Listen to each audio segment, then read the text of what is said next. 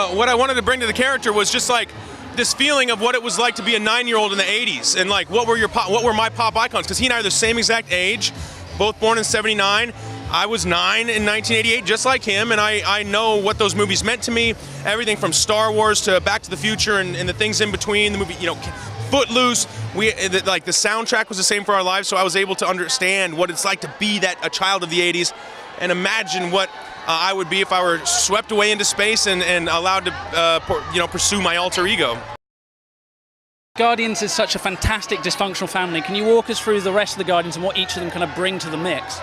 The rest of the Guardians, I mean, we're a vastly different bunch of misfits. We've got a knife-wielding maniac, we've got a gun-toting raccoon, we've got a muscle-bound tree, and we've got a deadly green-skinned assassin. And every one of them feels like an orphan, every one of them's running from something, and what they are running towards is ultimately one another and a chance to be a hero. Can you tell us a little bit about Nebula and where she sort of fits into the Marvel universe? So I played Nebula, who is the female villain of the film.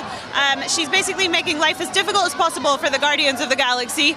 And she is a complete sadist. She puts men in headlocks. She's as bad as it gets. Shaving your head, of course, is a massive sacrifice. Can you just talk a little bit about what made you so confident this was the right one to do that for? I wanted to shave my head. I think I was looking for an excuse to do something drastic with my appearance anyway, so this was the perfect opportunity for me to just do something radical.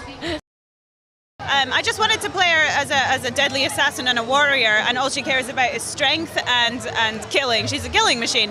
And then I guess the femininity came naturally from being a female.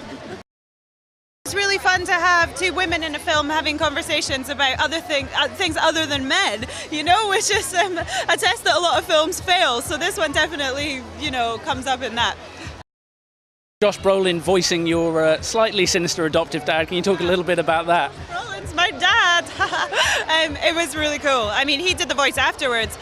Sean Gunn, James Gunn, the director's brother, actually voiced it on set, which was really fun. He did a good job. But it was really cool. I mean, to be anything to do with Thanos, I know is very cool and important in the Marvel universe.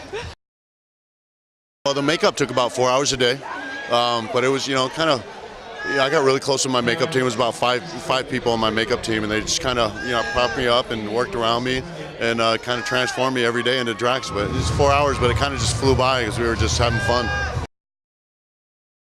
I laughed a lot, and they cut it out. It was it was a fun cast. We all had a lot of fun, and we all improv'd a lot. So it was a lot of joking around. There was more than a few takes where we didn't keep straight faces. Where everybody just kind of burst out in laughter. But thank God for editing. Tips from Dwayne Johnson at all?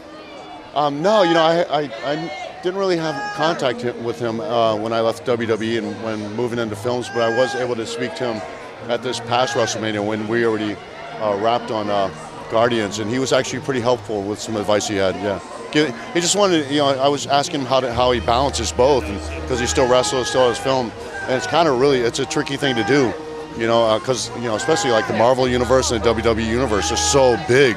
But yeah, he was very helpful in how I could balance both and make them work for me.